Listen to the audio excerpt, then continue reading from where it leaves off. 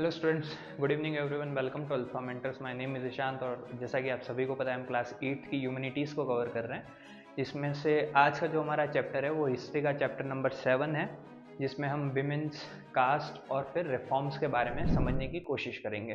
जैसा कि आप सभी को यहाँ पे दिख रहा होगा स्लाइड के अंदर कि विमेंस, कास्ट और रिफॉर्म्स, ये तीन चीज़ें जो हैं वो पूरा जो इंट्रोडक्शन है हमारा चैप्टर का उससे रिलेटेड है। सबसे पहले विमेंस की कंडीशंस के बारे में हमको पता होना चाहिए।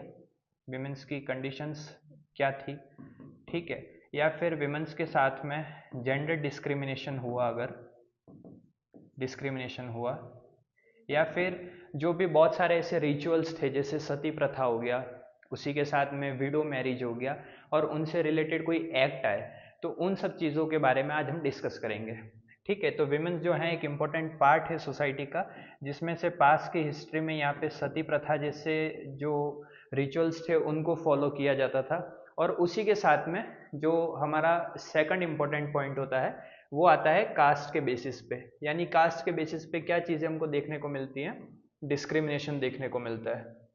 कास्ट के बेसिस पे डिस्क्रिमिनेशन कैसे किया जा सकता था, यानी कि जो भी डोमिनेटेड ग्रुप रहे होंगे या जो भी अपर कास्ट रही होंगी वो किसी न किसी तरीके से लोअर कास्ट पे या माइनॉरिटीज़ के ऊपर किसी न किसी तरीके से डोमिनेंस जमा के डोमिनेंस क्रिएट करने की कोशिश करती होंगी।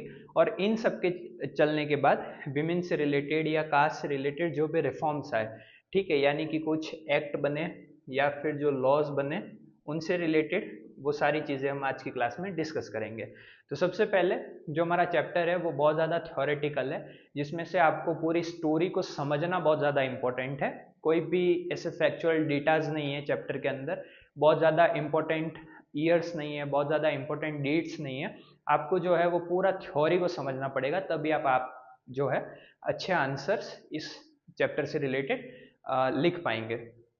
ठीक है, तो सबसे पहले इंट्रोडक्शन में हम समझते हैं कि जो भी कंडीशंस उस टाइम पे रही होंगी वो कंडीशंस थी क्या, और इस पर्टिकुलर चैप्टर में हम विमेंस के बारे में क्यों पढ़ रहे हैं, कास्ट के बारे में क्यों पढ़ रहे हैं और फिर उनसे रिलेटेड रिफॉर्म्स के बारे में क्यों पढ़ रहे हैं। तो चैप्टर का इंट्रोडक्शन जो है वो हमको इन सारी चीज़ों के बारे में बताता है। ठीक है, सबसे पहले आज के टाइम पे जब हम देखते हैं तो जो गर्ल्स हैं वो स्कूल भी जा रही हैं, कॉलेजेस भी जा रही हैं और काम भी कर रही हैं। ठीक है, और उनके पास लीगल राइट भी है वोटिंग का और अपने हस्बैंड को सेलेक्ट करने का। लाइक फॉर एग्जाम्पल वो अपनी पसंद के साथ मैरिज कर सकते हैं, उसी के साथ में वोट दे सकते हैं, यानी कि यूनिवर्सल अडल्ट फ्रेंचाइज के तौर पे जो कॉन्स्टिट्यूशन है वो मेंस को, विमेंस को किसी भी तरीके से वोटिंग के टाइम पे डिस्क्रिमिनेट नहीं करता। उसी के साथ में वो किसी भी तरीके का वर्क कर सकते हैं, कॉलेजेस जा सकते हैं या स्कूल जा सकते हैं। लेकिन जब हम पास के टाइम पे पढ़ते हैं तो पास के टाइम पे ये सेम सिचुएशंस नहीं रही होंगी, या पास के टाइम पे इन सब चीज़ों से रिलेटेड क्वेश्चंस मार्क हमारे सामने आते हैं। ठीक है, earlier 200 years ago most children were married at a very young age. ठीक है, यानी कि 200 साल पहले का जब हम इंडिया को देखेंगे या इंडिया को समझने की कोशिश करेंगे तो आप समझेंगे कि जैसे अभी एक फिक्स्ड ईयर मेंशन किया हुआ है लीगल मैरिज का, जिसमें 21 मेल के लिए और 18 ईयर जो है वो फीमेल के लिए होता है। ठीक है, लेकिन प्रीवियस टाइम पे यहाँ पे कोई भी ऐसा पर्टिकुलर ईयर फिक्स नहीं किया गया था।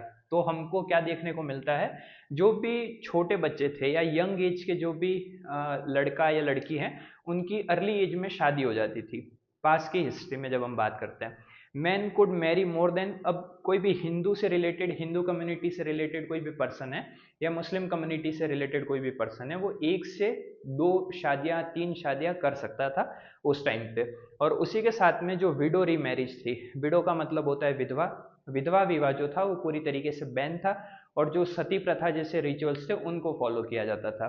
तो यहाँ पे कहीं ना कहीं हमको बहुत ज़्यादा डिस्क्रिमिनेशन देखने को मिलता है जेंडर के बेसिस पे। लाइक आपकी जब अर्ली एज में शादी हो गई तो आप एजुकेशन से हट जाएंगे, और जब आप एजुकेशन से हट जाएंगे तो फिर आप स्कूल नहीं जा सकते, कॉलेजेस में नहीं जा सकते, और बाय चांस फॉर एग्जांपल अगर कोई अर्ली एज के अंदर विडो हो जाता है, विधवा हो जाता है, तो उसको फिर रीमैरिज करने का या अपने हस्बैंड को सेलेक्ट करने का अपनी पसंद से कोई भी राइट नहीं था।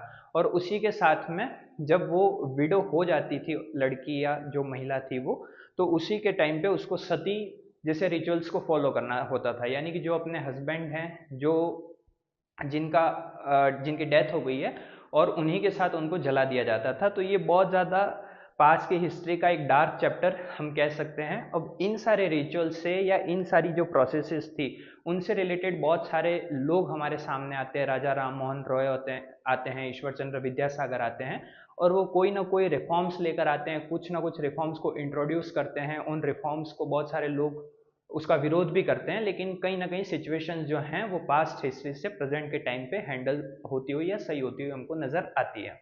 ठीक है, women's had no property right. अब उसी के साथ में विमेन्स के पास में कोई भी लीगल प्रॉपर्टी राइट नहीं था, यानी कि संपत्ति रखने का जो अधिकार था वो भी विमेन्स को नहीं था।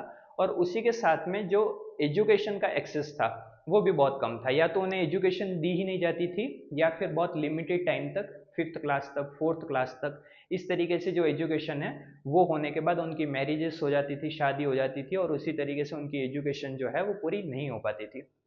Many people believed educated women would become widows, so girls were kept uneducated.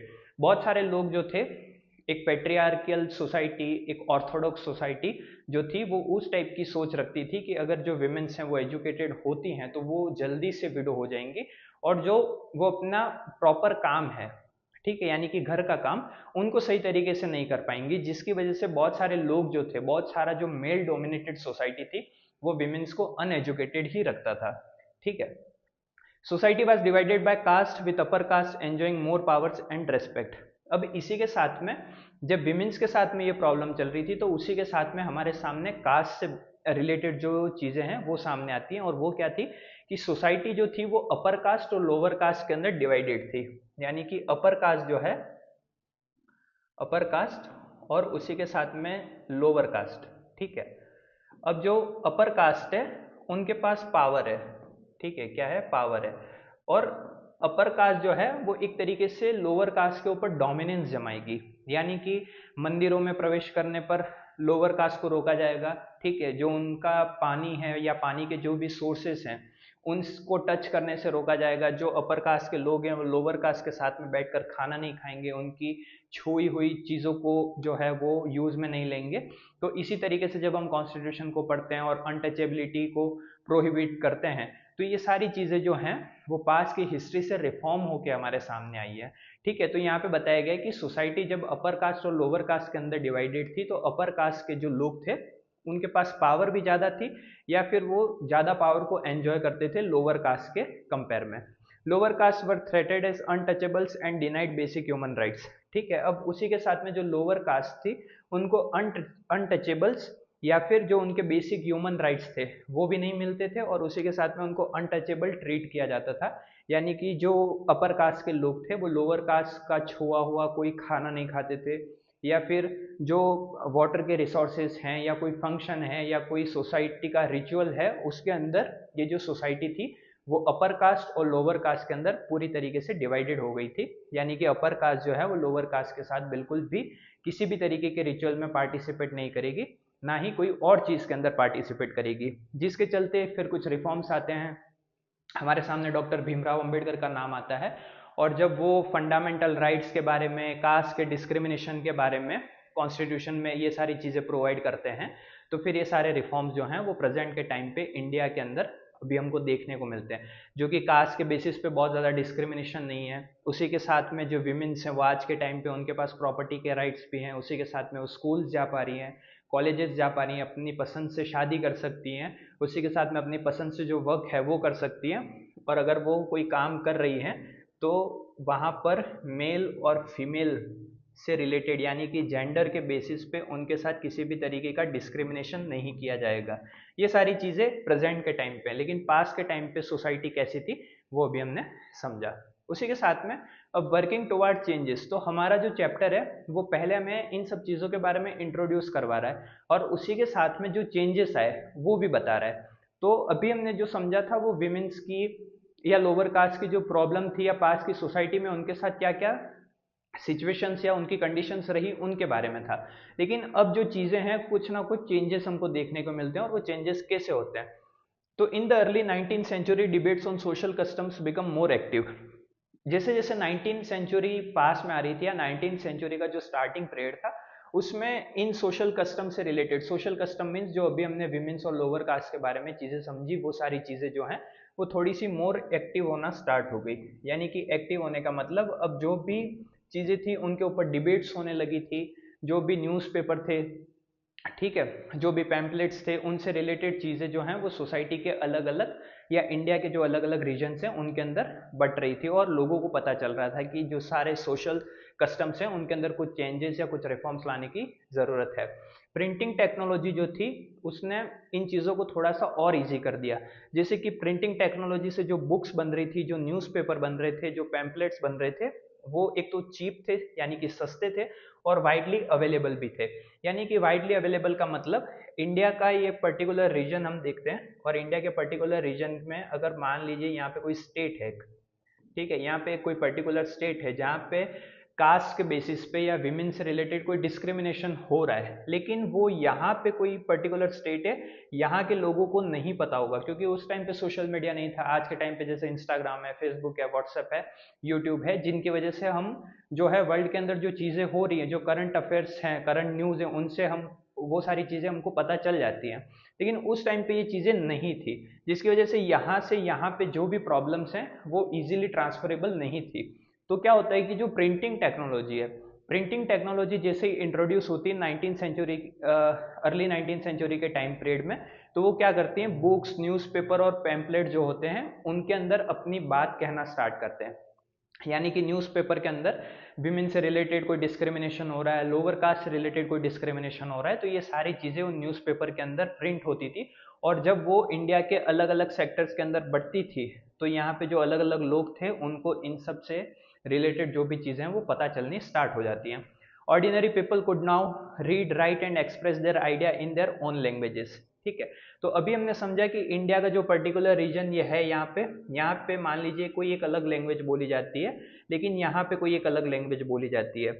लेकिन अब यहाँ से रिलेटेड जो भी प्रॉब्लम्स है और यहाँ से रिलेटेड जो भी प्रॉब्लम्स हैं, लोग उनको अपनी अपनी लैंग्वेजेस के थ्रू लिख भी सकते थे, उनको पढ़ भी सकते थे और उनको एक्सप्रेस भी कर सकते थे। यानी कि उनके साथ सोशल कस्टम्स के तरीके से डिस्क्रिमिनेशन हो रहा है, या उनके साथ किसी भी तरीके का अगर ऐसा व्यवहार किया जा रहा है जो सही नहीं है, तो वो उनको अपने थॉट्स को जो है वो एक्सप्रेस कर सकते थे। कैसे एक्सप्रेस कर सकते थे? प्रिंटिंग टेक्नोलॉजी की मदद से, जिसमें वो बुक्स के थ्रू, न्यूज़पेपर के थ्रू, पैम्पलेट्स के थ्रू, जो कि अब वाइडली अवेलेबल है इंडिया के अंदर, और उन सारी चीज़ों को अपनी लैंग्वेज के अंदर लिख सकते हैं।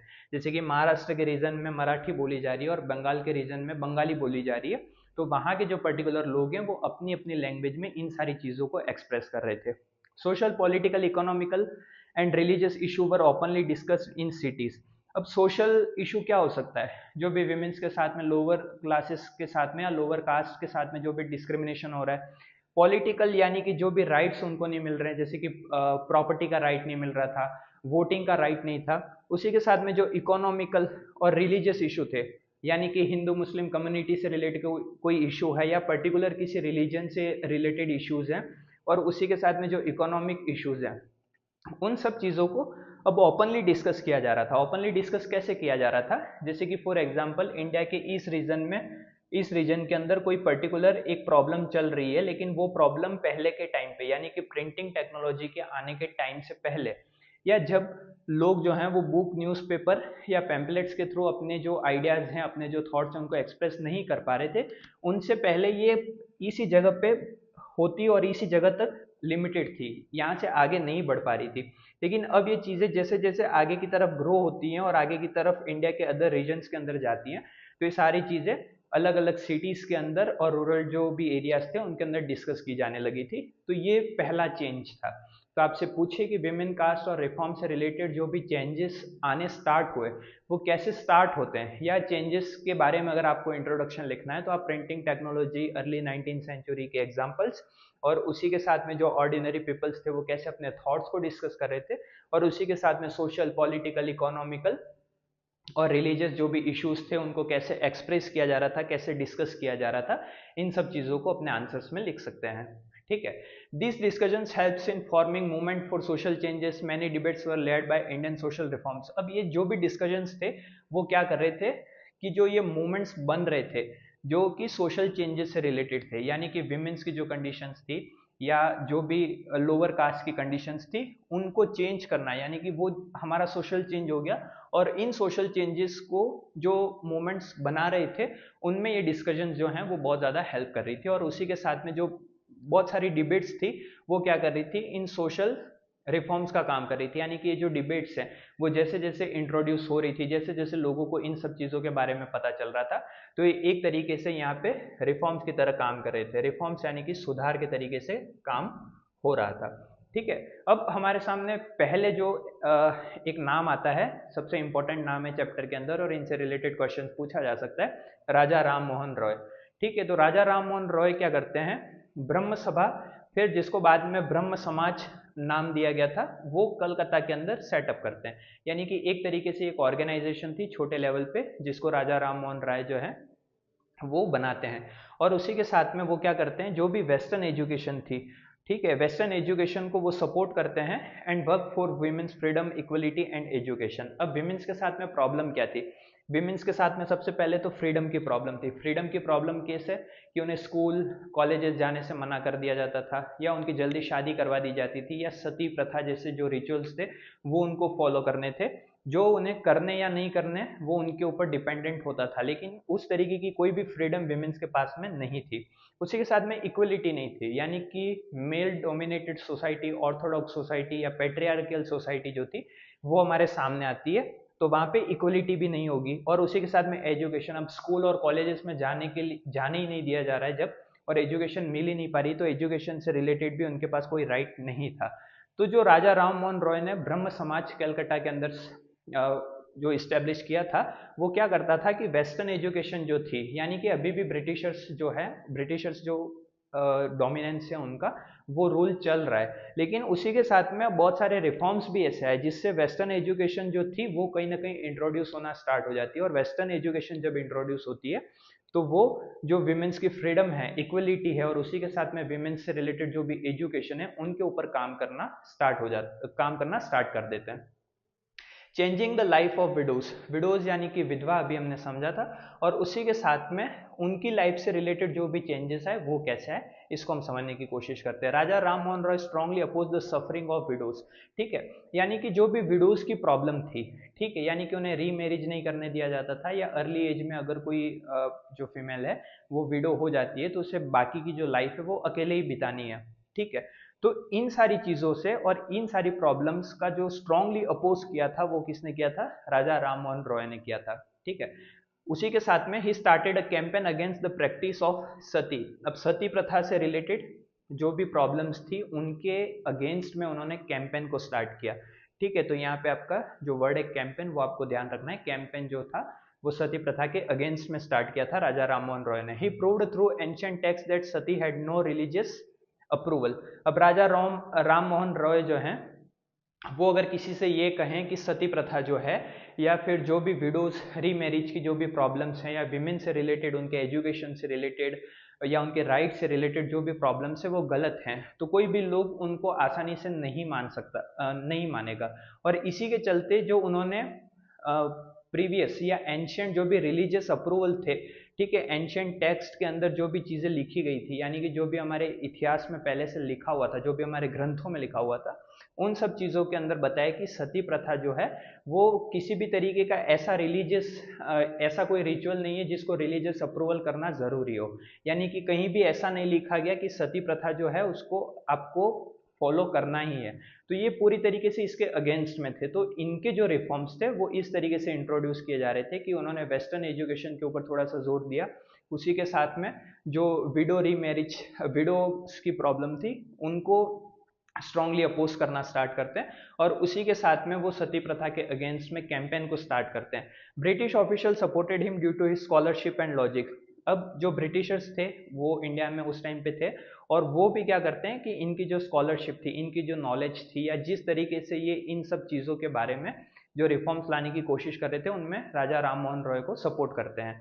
सती वाज लीगली बैंड इन 1829, और इन सब के चलते जो 1829 एक पर्टिकुलर ईयर आता है हमारे सामने, जो कि एक इम्पॉर्टेंट ईयर हो जाता है 1829, जब सती प्रथा जो है वो पूरी तरीके से बैन कर दी जाती है। सती प्रथा जो है वो बैन कर दी जाती है। ठीक है, तो ये इंपॉर्टेंट ईयर आपको याद रखना है। और इनसे रिलेटेड जो भी रिफॉर्म्स लाए गए, जो भी कैंपेन हुए, उनके अगेंस्ट में जो भी व्यक्ति खड़े थे, तो यहाँ पे कौन खड़ा था? राजा राम मोहन रॉय। तो उनसे रिलेटेड अगर आपसे कोई क्वेश्चन पूछा जा सकता है तो आप ये सारी चीजें जो हैं वो थ्योरेटिकल अपने आंसर्स में लिख सकते हैं। ठीक है, later reformers use the same strategy of citing sacred text. ठीक है, तो अब क्या होता है कि जो भी दूसरे रिफॉर्मर्स थे, यानी कि अलग अलग रोल जो लोग हैं वो इस रोल के साथ में सामने आते हैं कि वो भी अब रिफॉर्म्स लाने की कोशिश करेंगे, लेकिन वो जो रिफॉर्म्स ला रहे थे उसमें वो सारा जो था वो कैसे रिफॉर्म्स लाने की कोशिश करते हैं, जो भी टैक्स थे, एंशिएंट टैक्स थे, उनकी मदद लेते हैं और उसी के साथ में जो रिफॉर्म्स लाने की कोशिश थी वो आगे बढ़ती जाती है। Ishwar Chandra Vidyasagar supported widow remarriage using ancient text. अब हमारे सामने दूसरा जो इंपॉर्टेंट नाम आता है वो आता है ईश्वर चंद्र विद्यासागर का। ठीक है, ईश्वर चंद्र विद्यासागर।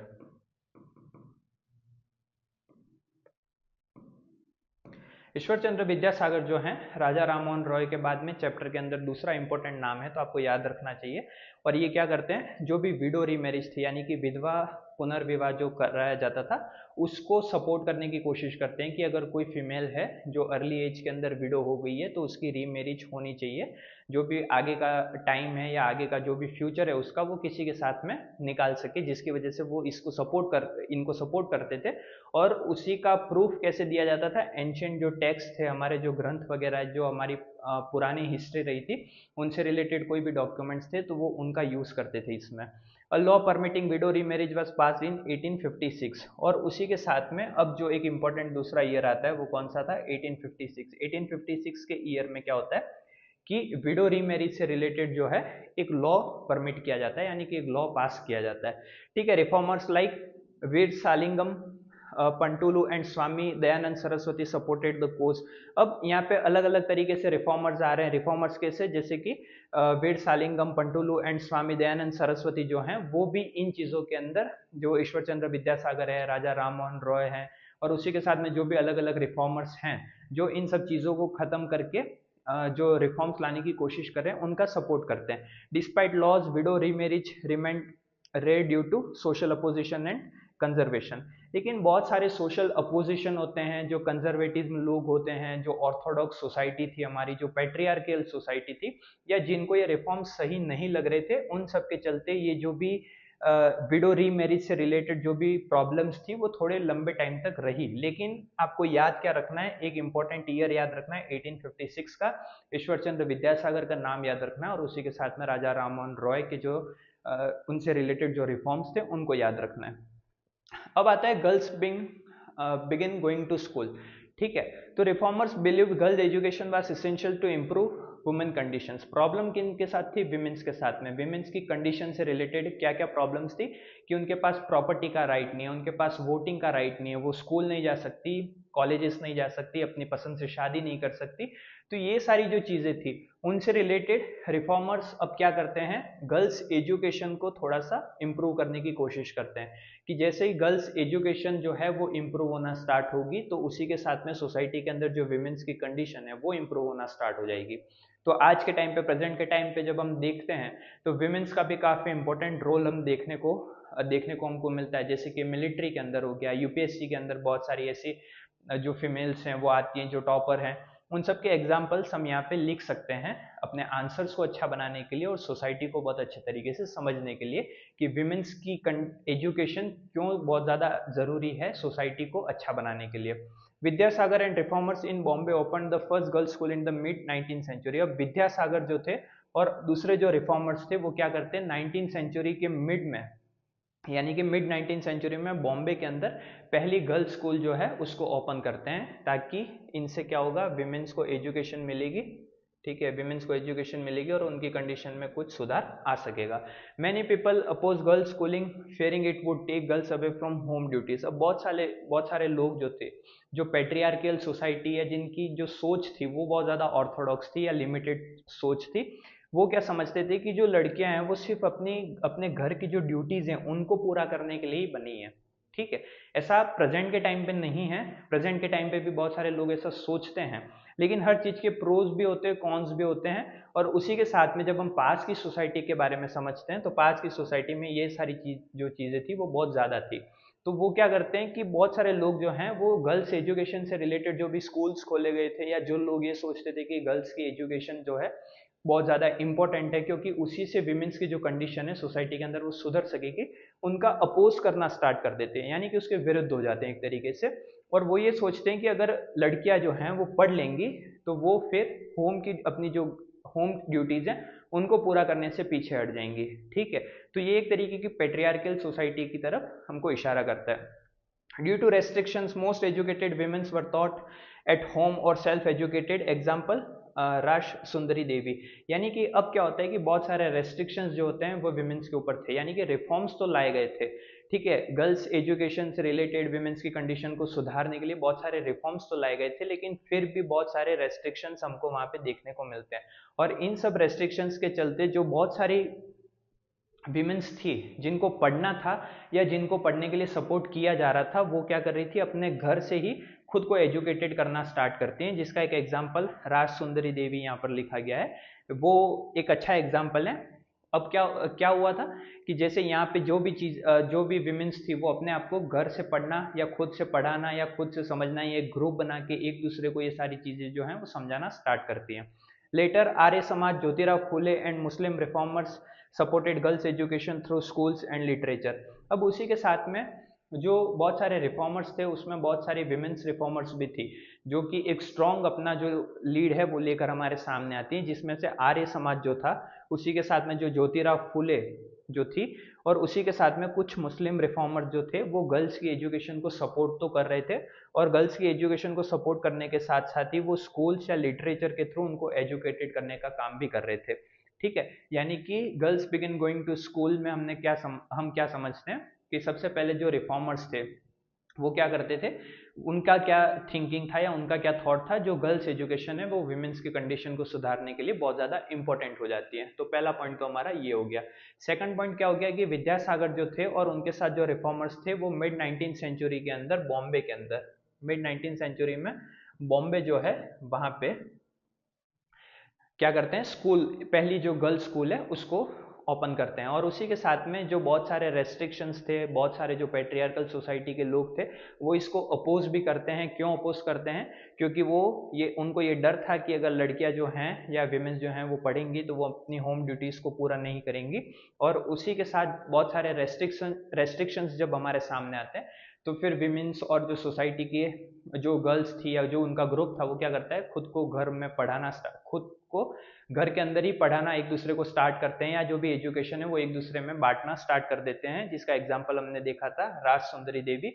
और उसी के साथ में फिर आर्य समाज हमारे सामने आता है। आर्य समाज का ज्योतिराव फुले का आप अच्छा एग्जाम्पल दे सकते हैं, जो कि स्कूल्स के थ्रू, लिटरेचर के थ्रू, और उसी के साथ में कुछ मुस्लिम्स रिफॉर्मर्स जो विमेंस थी वो भी इन सब चीज़ों को बहुत अच्छी तरीके से करने के लिए, विमेंस की कंडीशन को सुधारने के लिए बहुत ज़्यादा इंपॉर्टेंट स्टेप्स लेती हैं।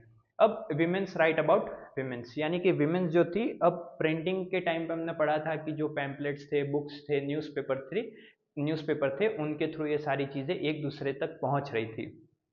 तो अर्ली 20th सेंचुरी के अंदर जो है Muslim womens like the begums of Bhopal promoted girls education.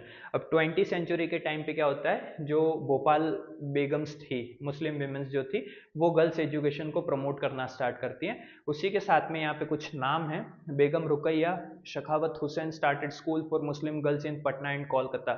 ठीक है, यानी कि अब क्या करते हैं, बेगम रुकैया जो है वो स्कूल्स बनाती है मुस्लिम गर्ल्स के लिए, यानी कि उनमें भी एजुकेशन को जो है वो एजुकेशन उन तक भी पहुंच पाए, और उसी के साथ जो उनकी कंडीशंस है उनमें भी कुछ सुधार आए। और वो कहाँ पे सेटअप करती हैं स्कूल, पटना के अंदर जो कि बिहार में, और कलकत्ता जो कि वेस्ट बंगाल के अंदर है, वहाँ पे स्कूल्स को सेटअप करते हैं। शी स्ट्रांगली क्रिटिसाइज कंजर्वेटिव में पेट्रियार्कल रिलीजियस आइडिया। अब पेट्रियार्कल यानी कि मेल डोमिनेटेड सोसाइटी जो थी, ठीक है, मेल डोमिनेटेड सोसाइटी जो थी, या जो भी इन सब चीज़ों के ऊपर अपने रेस्ट्रिक्शंस लगाते थे वो, और कंजर्वेटिज्म यानी कि जिनका बहुत ज़्यादा थॉट जो था वो एक तरीके से लिमिटेड था, यानी कि ये एक तरीके से अपोजिशन के लोग थे जो गर्ल्स की एजुकेशन को अच्छा नहीं मानते थे या सही नहीं समझते थे, उनसे रिलेटेड जो भी चीज़ें थी उनका ये उनको स्ट्रांगली क्रिटिसाइज किया जाता था। और जो भी वो अपने रिलीजियस आइडियाज़ देते थे, यानी कि कोई भी रिलीजन का कॉन्टेक्स्ट देके या रिलीजन का रेफरेंस देके जो लोग इनका रेस्ट्रिक्शन करते थे या इनको अपोज करते थे, तो जो यहाँ पे बेगम रुकैया हैं और जो भी दूसरी मुस्लिम रिफॉर्मर्स थी, वो इनको बहुत ज़्यादा क्रिटिसाइज करना स्टार्ट करते हैं कि जो इनकी सोच है वो बहुत ज़्यादा कंजर्वेटिव टाइप की है, और उसी के साथ में जो ये सोसाइटी का पूरा इन्होंने बना रखा है सेटअप, वो बहुत ज़्यादा पैट्रियार्कल है, यानी कि मेल डोमिनेटेड है। By the 1880s Indian women began entering university.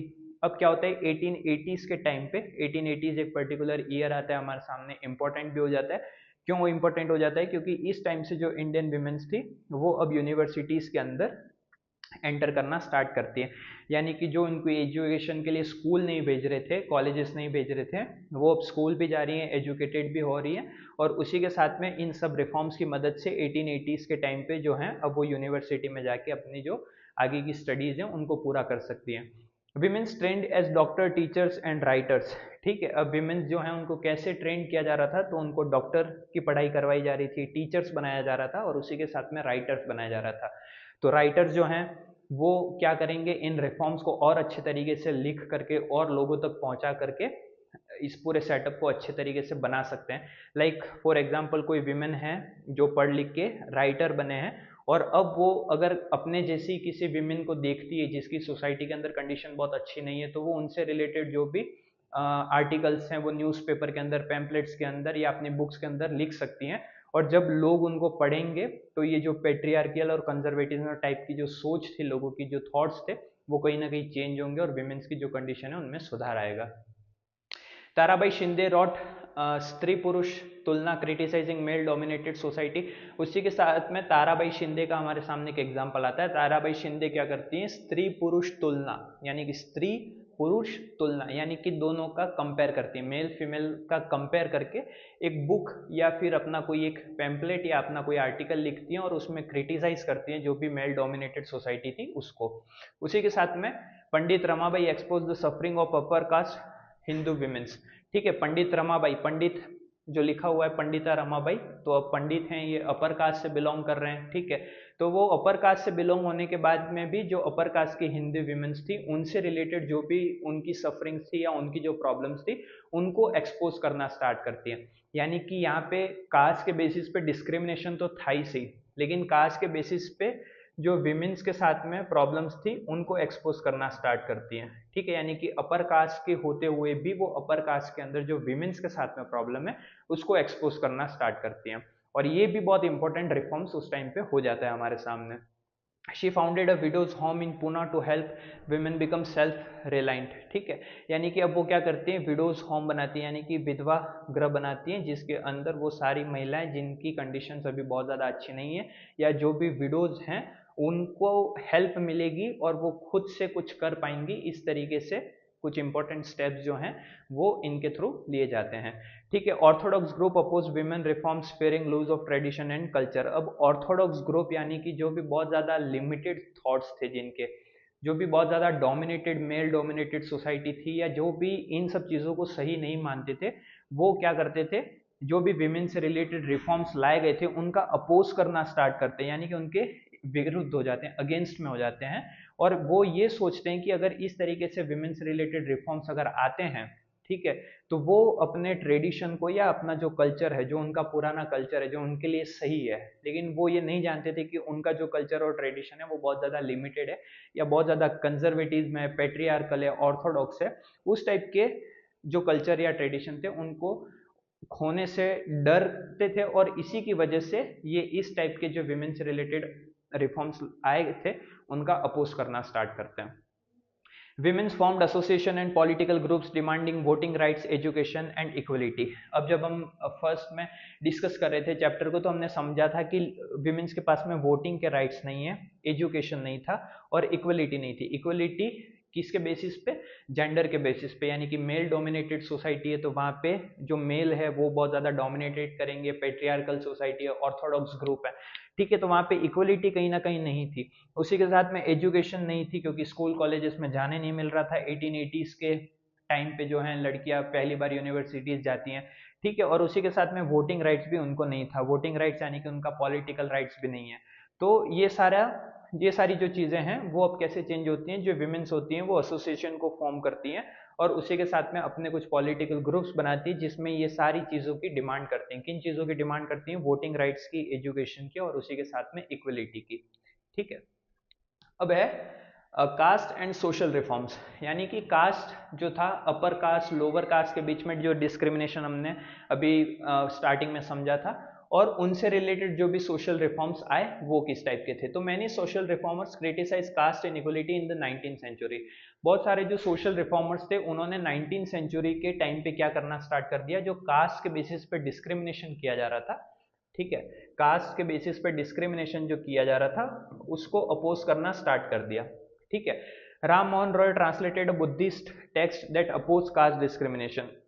Ram Mohan Roy क्या करते हैं, जो बुद्धिस्ट टेक्स्ट था उसको ट्रांसलेट करते हैं और उसी के साथ ये बताने की कोशिश करते हैं कि ये जो भी कास्ट डिस्क्रिमिनेशन हो रहा है, जो भी अपर कास्ट और लोअर कास्ट के बीच में डिस्क्रिमिनेशन है, या जिस तरीके की जो रिचुअल्स या हम ये सारी चीज़ों को जो फॉलो करते हैं वो कहीं ना कहीं गलत है। कैसे बताने की कोशिश करी थी उन्होंने, जो बुद्धिस्ट टेक्स्ट था उसको ट्रांसलेट किया और उसी के साथ में जो कास्ट डिस्क्रिमिनेशन था उसको अपोज करना स्टार्ट किया। द प्रार्थना समाज believe in spiritual equality of all cast through भक्ति आइडियाज, ठीक है।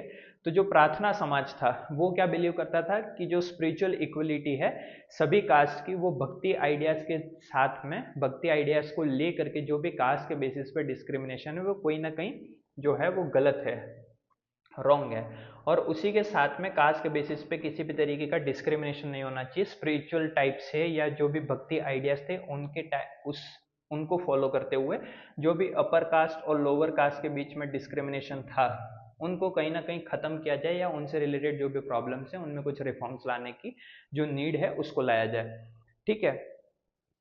Paramhans Mandali 1840 Bombay work to abolish caste discrimination. अब इनसे रिलेटेड जो भी रिफॉर्म्स लाए गए थे तो उनमें एक इंपॉर्टेंट ईयर आता है 1840 जिसके अंदर बॉम्बे में एक ऑर्गेनाइजेशन सेटअप की जाती है परमहंस मंडली, जो क्या करती है, इस कास्ट डिस्क्रिमिनेशन को पूरी तरीके से खत्म करने के ऊपर काम करती है, ठीक है। यानी कि 1840 का जो बॉम्बे था उसमें परमहंस मंडली एक ग्रुप बनता है, एक ऑर्गेनाइजेशन बनती है जो कि कास्ट के बेसिस पे जो भी डिस्क्रिमिनेशन हो रहे थे, अपर कास्ट और लोअर कास्ट के बीच में जो भी प्रॉब्लम्स थी उनके अंदर जो भी डिस्क्रिमिनेशन हो रहे थे, जिन चीज़ों को लेकर के उनको एबॉलिश करने का या उनके अंदर कुछ चेंजेस लाने का काम जो है वो करते हैं।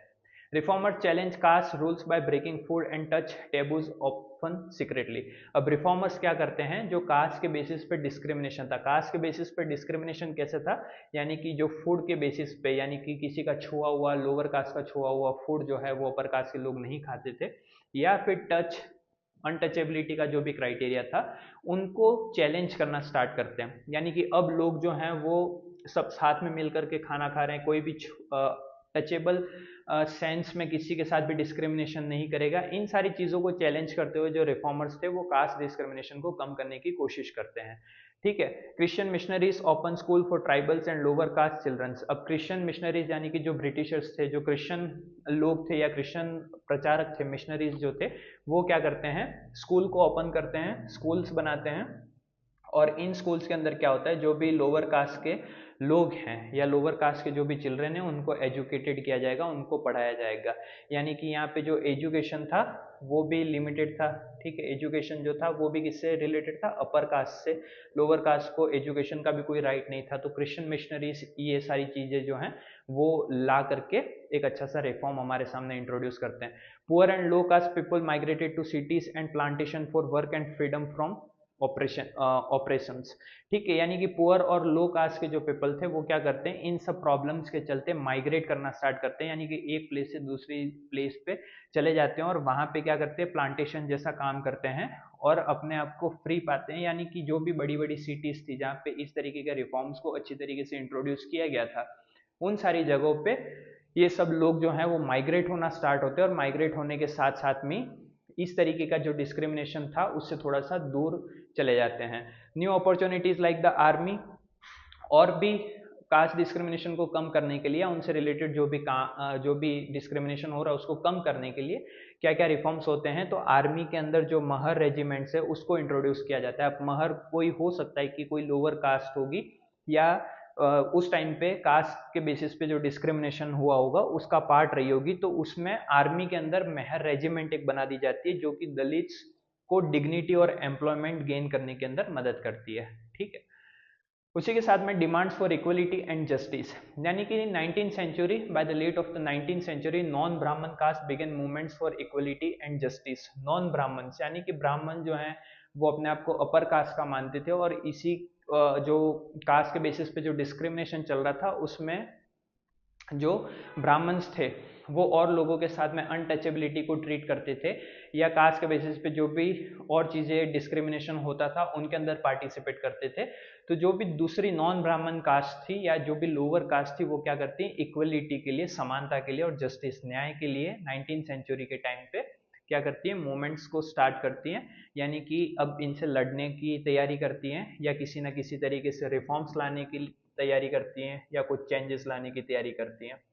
ठीक है, उसी के साथ में Ghasidas founded the Satnami movement to uplift leather workers communities. अब घासीदास जो थे कोई एक पर्सन रहे होंगे जो क्या करते हैं, सतनामी मूवमेंट स्टार्ट करते हैं। और ये सतनामी मूवमेंट क्या था, जो लेदर वर्कर्स हैं या लेदर वर्कर से रिलेटेड जो भी कम्युनिटीज थी उनको सोसाइटी के अंदर उनका इंट्रोडक्शन करवाना या उनकी जो कैपेबिलिटी है, उनकी जो कैपेसिटी है या उन लोगों का जो भी काम है उसको अपलिफ्ट करने का काम करते हैं। यानी कि समाज में सिर्फ अपर कास्ट ही नहीं है, उसी के साथ में लोअर कास्ट भी है।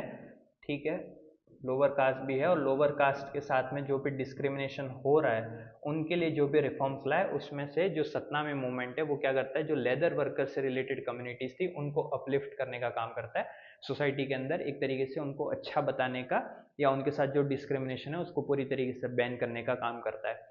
Haridas Thakur Matua sect challenge caste discrimination in eastern Bengal. ठीक है, अब ईस्टर्न बंगाल का जो रीजन था वहाँ पे हरिदास ठाकुर जो हैं वो इस कास्ट डिस्क्रिमिनेशन को चैलेंज करते हैं।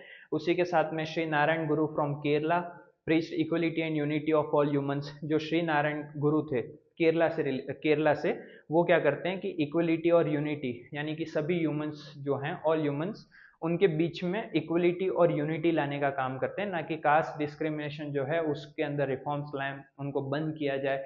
जो भी अपर कास्ट और लोअर कास्ट के बीच में अनटचेबिलिटी, फूड से रिलेटेड या जो भी प्रॉब्लम्स चल रही है उनको बंद करके जो क्या करते हैं साउथ के अंदर यानी कि केरला के अंदर इक्वलिटी और यूनिटी को प्रमोट करना स्टार्ट करते हैं। This movement build self respect and confidence among oppressed caste. तो ये सारे जो भी मूवमेंट्स चल रहे थे, ये सारे जो भी रिफॉर्म्स चल रहे थे, जिसमें घासीदास जो है सतनामी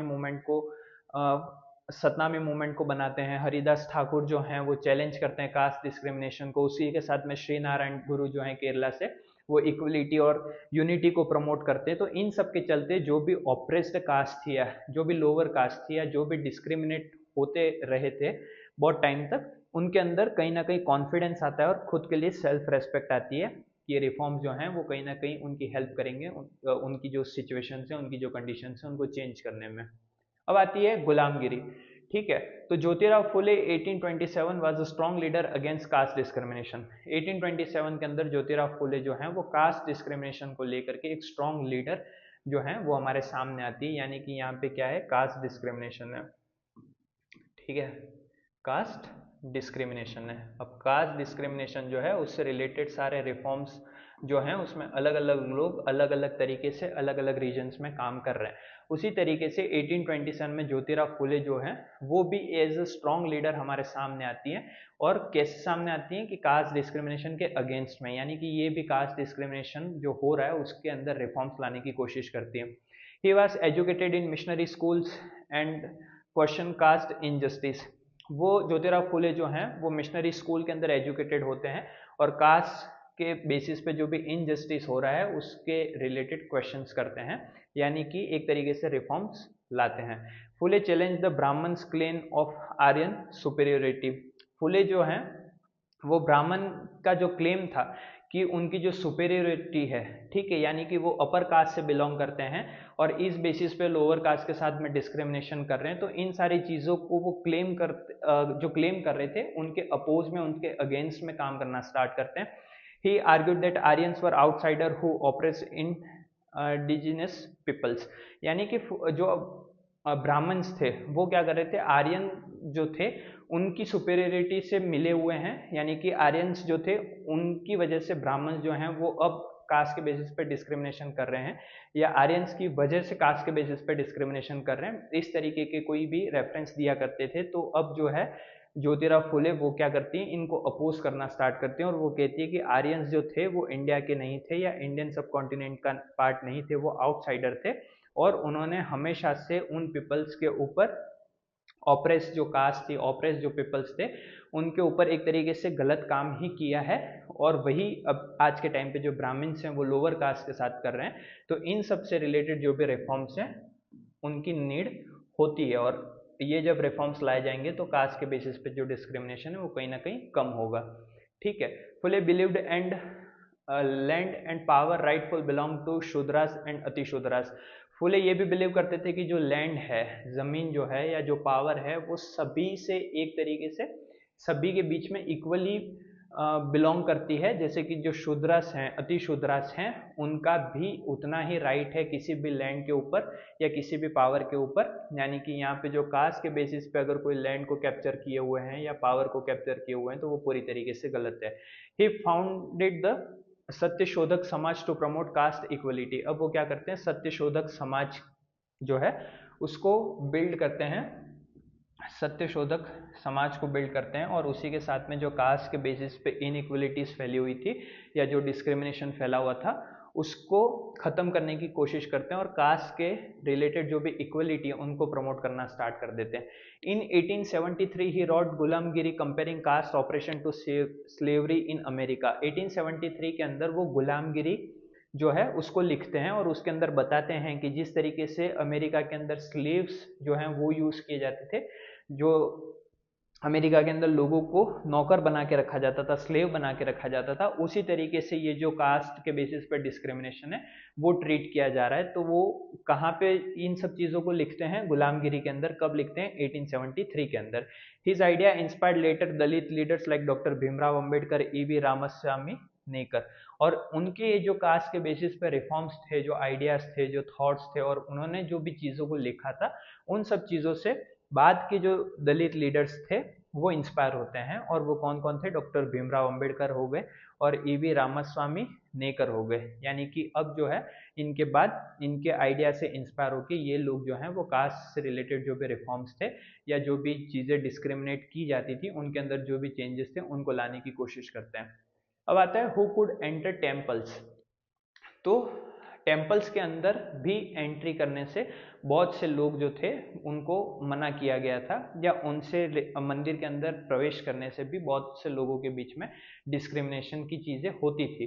और इन सब चीज़ों से रिलेटेड जब हम पढ़ते हैं तो आगे समझ में आता है कि फिर से यहाँ पे कास्ट डिस्क्रिमिनेशन ही हमको देखने को मिलता है। तो यहाँ पे अब हमारे सामने एक नाम आता है, doctor BR Ambedkar, doctor Bhimrao Ambedkar. वो एक महर दलित फैमिली के अंदर उनका जन्म होता है और वो भी कास्ट डिस्क्रिमिनेशन को बहुत ज़्यादा अपने चाइल्डहुड के अंदर फेस करते हैं। यानी कि बचपन में उनके साथ भी दलित फैमिली से होने के नाते बहुत ज़्यादा डिस्क्रिमिनेशन हुआ था, स्कूल्स के अंदर हो गया और भी कई जगहों पे वो इस डिस्क्रिमिनेशन को फेस करते हैं। He was denied basic rights in school. ठीक है, उनको बहुत जो स्कूल में बेसिक राइट्स होते हैं जो सभी स्टूडेंट्स को इक्वल मिलने चाहिए उनसे उनको मना किया जाता है। जैसे कि क्लास के अंदर बैठना या फिर ड्रिंकिंग वाटर, पीने का जो पानी था या क्लास के अंदर जो बैठना था, सिर्फ बैठना था, उसके ऊपर भी उनके रेस्ट्रिक्शंस लगाए गए थे या उनको मना किया गया था, सिर्फ वो किसी एक पर्टिकुलर कम्युनिटी से बिलोंग करते हैं इस वजह से। तो यहाँ पे हमको डिस्क्रिमिनेशन देखने को मिलता है।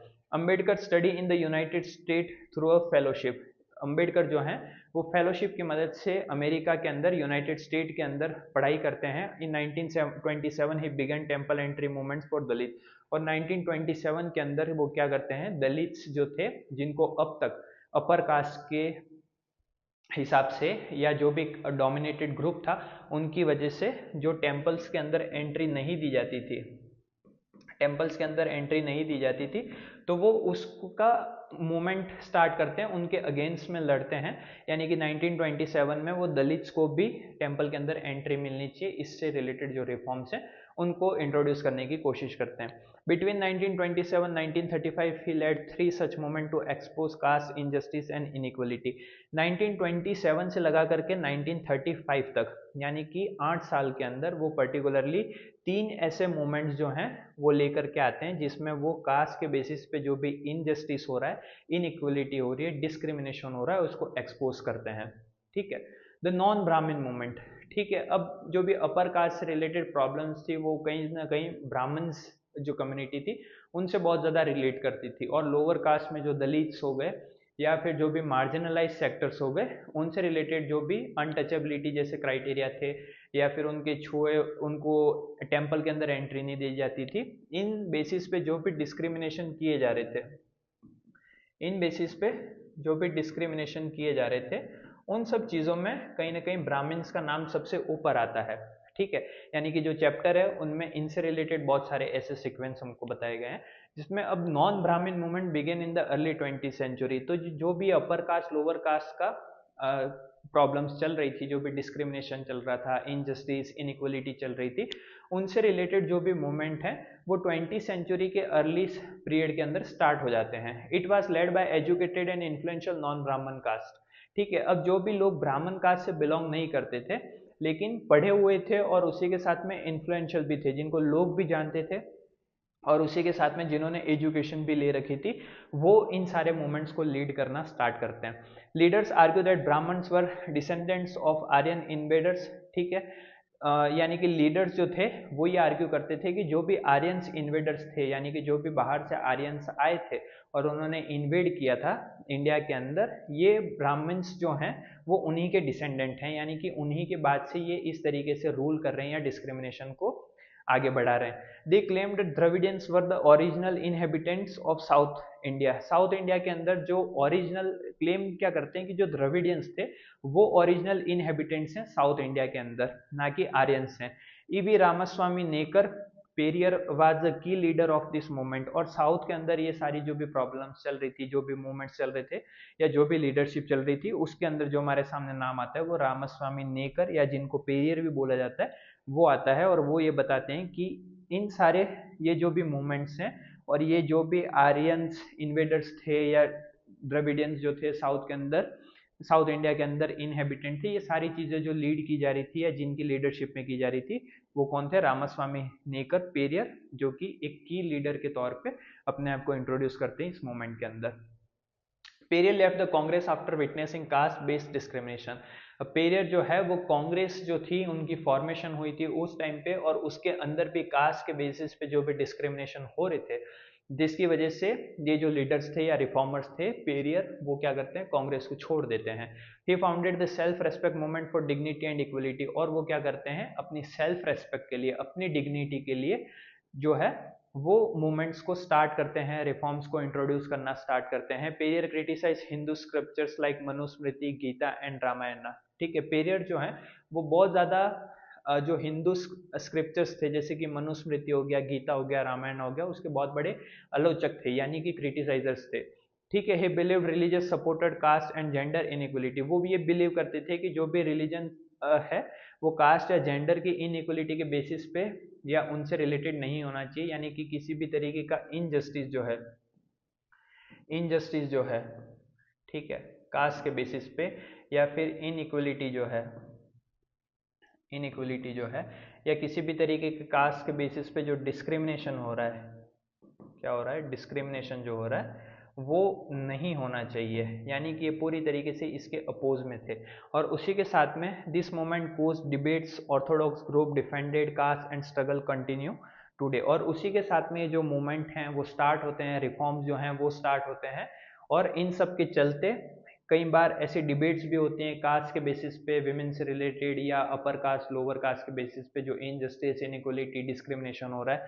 और जो ऑर्थोडॉक्स ग्रुप हैं वो कहीं ना कहीं इनके अपोज में होते हुए नजर आते हैं। जो कास्ट को लेकर के जो भी स्ट्रगल है वो आज के टाइम तक भी कंटिन्यू है, यानी कि पास के टाइम पे जब हम समझने की कोशिश करते हैं कि पास के टाइम पे जो भी सिचुएशंस थी वो बहुत ज़्यादा गलत थी या बहुत ज़्यादा सही नहीं थी, लेकिन जब इंडिया इंडिपेंडेंट होता है, कॉन्स्टिट्यूशन आता है, कॉन्स्टिट्यूशन हमको फंडामेंटल राइट्स प्रोवाइड करवाता है, लेकिन उसके बाद भी आज भी इंडिया के बहुत सारे ऐसे रीजन्स हैं बहुत सारे ऐसे रीजन्स हैं जिनके अंदर कास्ट के बेसिस पे जो डिस्क्रिमिनेशन है, या ऑर्थोडॉक्स ग्रुप है, या भी जो भी डोमिनेंस है, जो भी पेट्रियार्कियल सोसाइटी है, जो भी ये सारे ग्रुप्स हैं वो अपने आप को डोमिनेट करते हुए नज़र आते हैं। और कई बार ऐसे एग्जांपल्स न्यूज़ के थ्रू या अलग अलग मीडियम्स के थ्रू हमारे सामने आते रहते हैं। ठीक है, तो आपका चैप्टर जो है वो यहाँ पे ख़त्म होता है। चैप्टर जो है वो पूरी तरीके से थ्योरेटिकल बेस्ड है, यानी कि ये सारी स्टोरीज जो हैं, ये सारे रिफॉर्म्स जो हैं और इनका सारा का जो कंक्लूजन है वो आपको बहुत अच्छे तरीके से याद रखना होगा। लेकिन उसी से रिलेटेड जो विमेंस थी, ठीक है, उसी से रिलेटेड काज जो हैं और इनके साथ में पास प्रॉब्लम्स क्या रही, हमने सबसे पहले इसको समझा। और पास के अंदर जो प्रॉब्लम्स थी उसके बाद में इनसे रिलेटेड जो भी रिफॉर्म्स लाए गए, ठीक है, जो भी रिफॉर्म्स लाए गए उनके बारे में हमने समझा। तो रिफॉर्म्स के अंदर हमारे सामने सबसे पहला जो नाम आया था वो आया था राजा राम मोहन रॉय का, राम मोहन रॉय का, ठीक है। उसी के साथ में ईश्वर चंद्र विद्यासागर का नाम आया था, ईश्वर चंद्र विद्यासागर का। उसके बाद ज्योतिराव फुले, उसी के साथ में बॉम्बे में किस तरीके से गर्ल्स एजुकेशन के लिए पहली स्कूल खोली गई, ठीक है। 1880 का जो टाइम पीरियड था, उस पर्टिकुलर ईयर में जो विमेंस हैं वो यूनिवर्सिटी के अंदर जाना स्टार्ट करती हैं, ठीक है। यूनिवर्सिटी के अंदर एंट्री होती है और उनके कुछ जो भी प्रॉब्लम्स थी उनके अंदर कुछ चेंजेस आते हैं। इन सारी चीज़ों को हमने समझा था। तो ये जो भी रिफॉर्म्स हैं, ठीक है, जो भी पास की कंडीशंस हैं उनसे रिलेटेड अगर आपसे क्वेश्चन पूछे जाते हैं, जो भी पर्टिकुलर ईयर अभी हमने डिस्कस किए, या जो भी ऑर्थोडॉक्स ग्रुप था, जो पेट्रियार्कल ग्रुप था वो किस तरीके से इनके अपोज में था, उनसे रिलेटेड जो भी प्रॉब्लम्स थी वो किस तरीके से क्रिएट होती थी, और उनसे रिलेटेड फिर रिफॉर्म्स को कैसे लाया गया, ठीक है। उसी के साथ में जो साउथ के अंदर कास्ट के बेसिस पे डिस्क्रिमिनेशन था, कास्ट के बेसिस पे डिस्क्रिमिनेशन था, उसको कैसे खत्म किया गया, डिस्क्रिमिनेशन को कैसे खत्म किया गया, डॉक्टर बी आर अम्बेडकर का क्या रोल था, ठीक है, डॉक्टर बी आर अम्बेडकर का क्या रोल था। और उसी के साथ में जो भी रिफॉर्मर्स थे, जो भी मुस्लिम रिफॉर्मर्स थे, जो भी विमेंस की कंडीशंस थी या विमेन से रिलेटेड जो भी रिफॉर्म्स लाए गए थे, उसी के साथ में जो सती प्रथा को एबोलिश किया गया था वो किस पर्टिकुलर ईयर के अंदर किया गया था, और उसी के साथ में जो विडो मैरिज से रिलेटेड एक्ट आया था या लॉ आया था वो कौन से पर्टिकुलर ईयर में आया था। इन सब से रिलेटेड जो क्वेश्चन हैं वो आपसे पूछे जा सकते हैं, ठीक है। तो ये था आपका chapter number 7, women, caste and reforms, जिसमें हम सबसे पहले तो उनकी पास की हिस्ट्री या उनके साथ में जो भी कंडीशन सिचुएशन रही उनको समझने की कोशिश करते हैं। उसके बाद जो रिफॉर्म्स इंट्रोड्यूस हुए उनको समझने की कोशिश करते हैं, और कंक्लूजन में हम ये पता करते हैं कि जो भी पास की कंडीशंस रही और जो भी रिफॉर्म्स आया उसके बाद भी आज के टाइम पे इंडिया के बहुत ज़्यादा ऐसी रूरल एरियाज हैं या बहुत सारे ऐसे रीजन्स हैं जहाँ पे आपको इनसे रिलेटेड प्रॉब्लम्स जो हैं वो आज भी देखने को मिलती हैं। तो आपका चैप्टर यहीं पे एंड होता है। I hope you like the class. Thank you.